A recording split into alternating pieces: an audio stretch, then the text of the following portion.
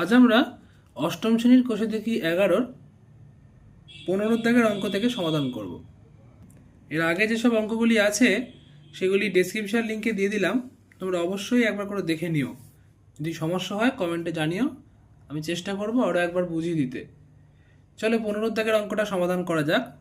দেখো বলেছে একটি বিধানসভা কেন্দ্রের ভোটারদের 80% ভোট দিয়েছেন, তাহলে যা মোট ভোটার ছিল তার 80% ভোট দিয়েছেন, এবং বিজয়ী প্রার্থী প্রদত্ত ভোটের 60% ভোট পেয়ে নির্বাচিত হয়েছে। মানে যে জিতেছে, ভোটার ভোট দিয়েছে 80% লোক মোট ভোটারের, কিন্তু যারা জিতেছে যে সে মোট ভোটের 65% ভোট পেয়ে বিজিত হয়েছেন।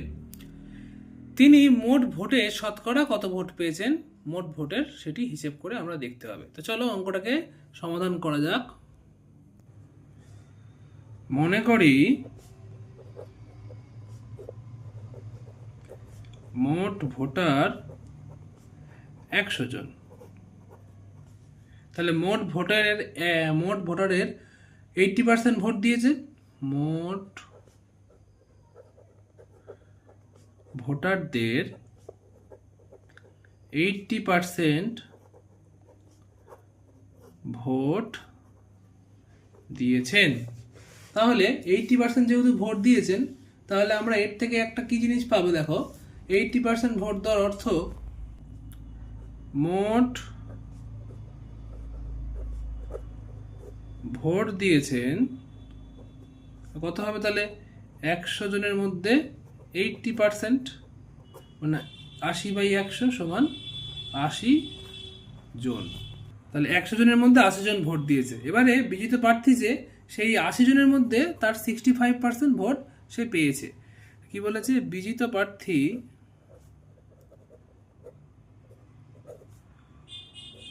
মোট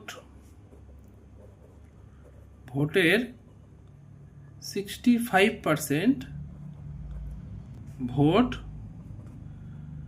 পেয়েছেন। অতএব তিনি ভোট পেয়েছেন 80 × 65/100। 0 কেটে দাও, 2 দিয়ে কাটলে 4, 2 দিয়ে কাটলে 5, 5 13 65, তাহলে 52 জন। তাহলে মোট ভোটার ছিল কজন, 100 জন। তাহলে বিজিত প্রার্থী তার মধ্যে পেয়েছে কটা ভোট, 52 জনের ভোট। তাহলে 100 জনের মধ্যে তিনি ভোট পান 52 জনের। অতএব তিনি 52% ভোট পেয়েছেন। হয়ে গেল 15 দাগের অঙ্ক। এবার আমরা করবো 16 দাগের অঙ্ক।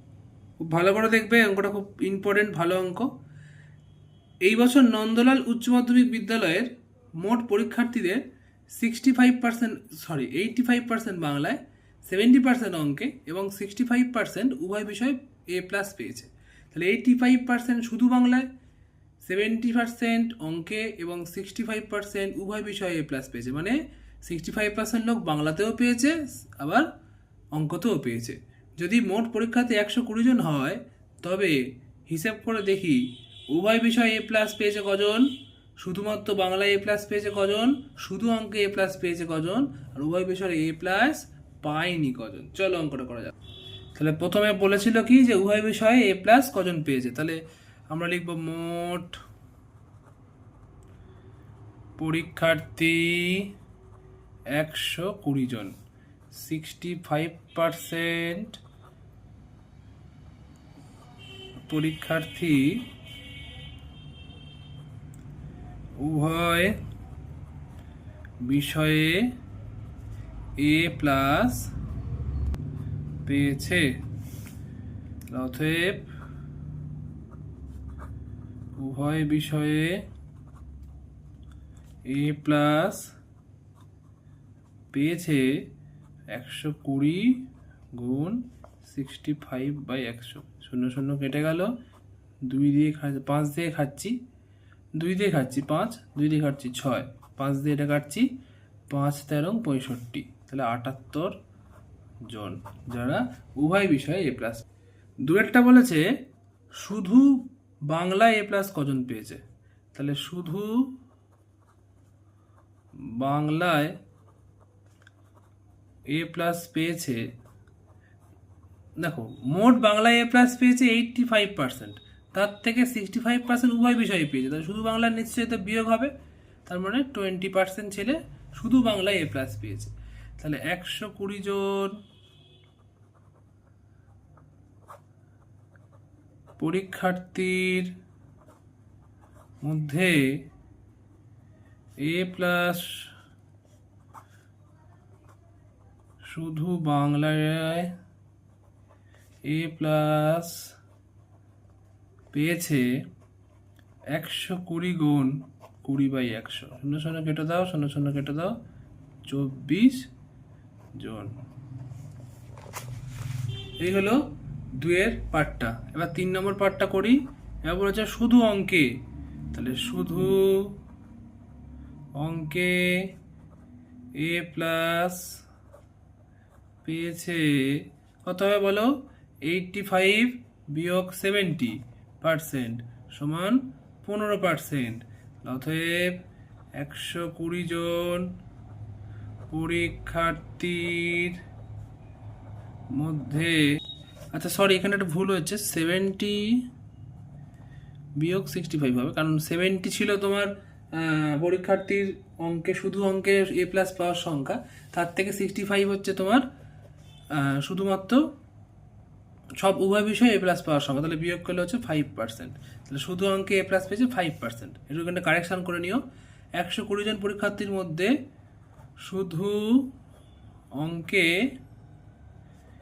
এ প্লাস পেয়েছে কজন হবে বলো দেখি, 120 গুণ 5/100, 0 কেটে যাবে, 2 5 দুগুণে 6, তাহলে 6 জন। এবারে 4 নম্বরে বলেছে যে শুধুমাত্র বলেছে যে উভয় বিষয়ে এ প্লাস পায়নি, তাহলে মোট পরীক্ষার্থী কজন, 120 জন। বেশ, তাহলে উভয় বিষয়ে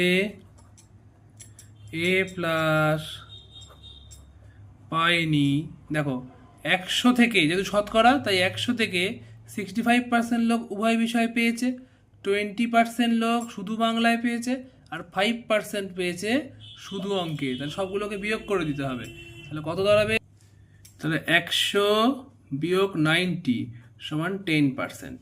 তাহলে অতএব উভয় বিষয়ে এ প্লাস পায়নি 120 জন গুণ 10/100, 0 কেটে দাও, 12 জন। এই হলো 16 দাগের খুব ভালো অঙ্ক।